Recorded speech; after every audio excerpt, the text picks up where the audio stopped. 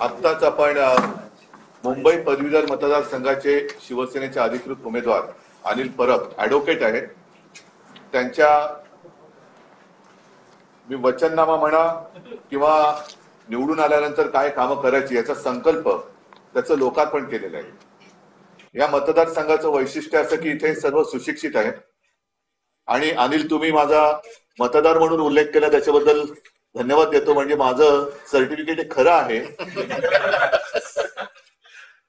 नाही म्हणजे बाकी काय मला म्हणायचं नाहीये, पण खरं आहे. या मतदारसंघाचा इतिहास पाहिला तर पहिल्यांदा आमचे ज्येष्ठ नेते प्रमोद नवलकर त्यांनी या मतदारांचं प्रतिनिधित्व केलं होतं. अत्यंत सुसंस्कृतपणे आणि त्यांचं भाषा प्रभुत्व हे सर्वांना माहिती आहे.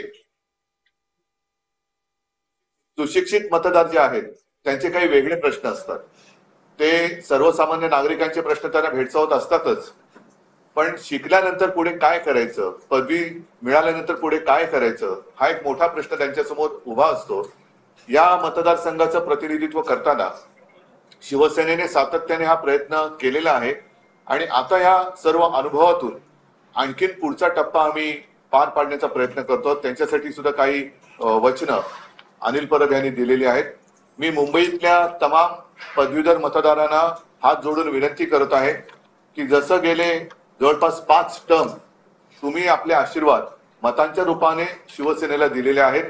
शिवसेना आणि मुंबईकर हे नातं वेगळं मी काही सांगण्याची गरज नाहीये. तर त्या नात्यालाच आम्ही अधिक दृढ करू आणि आपल्या ज्या काही समस्या आहेत त्या प्रामाणिकपणाने सोडवण्याचा नक्की प्रयत्न करू. मी आवाहन करतो आहे, विनंती करतो आहे की आजपर्यंत जसे आशीर्वाद तुम्ही शिवसेनेच्या पाठी उभे केले तसेच आशीर्वाद पुन्हा एकदा याही वेळेला तुम्ही शिवसेनेला द्याल अशी अपेक्षा करतो. मात्र एक लक्षात घ्या की हे मतदान हे येत्या 26 जूनला आहे आणि 26 जूनला सार्वत्रिक निवडणुकीप्रमाणे सुट्टी नाहीये.